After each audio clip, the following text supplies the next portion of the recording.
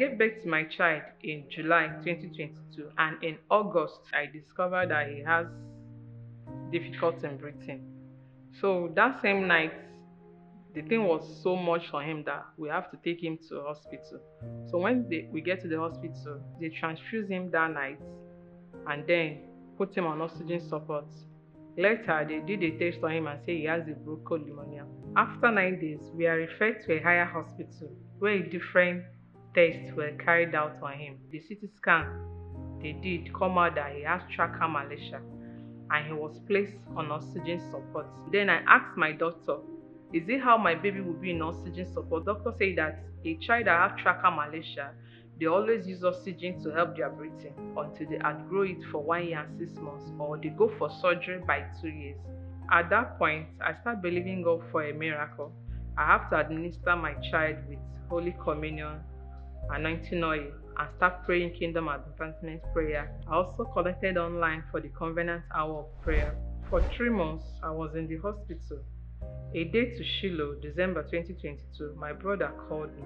He told me that he has a dream where my father was telling him that he should let me know that my child will not die, that I should pray and believe God of Bishop David Oyedepo and join in Shiloh that is starting tomorrow, that God will do a miracle and my son will be healed.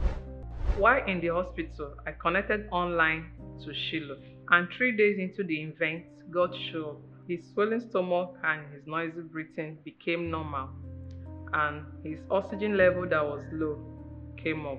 The next day, we are discharged from the hospital. Then, on the last day of Shiloh, which is the impartation service, I went to the viewing center around my house. So I attended the impartation service. After the prayer and the anointing oil that was blessed and the mantle, I came back home. I administered the anointing oil and the mantle on my baby, believing God for a full healing on him.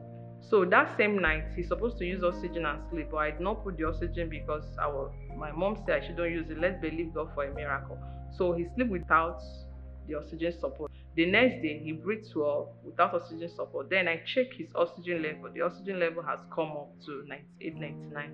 And since then till now, he has not used oxygen support again.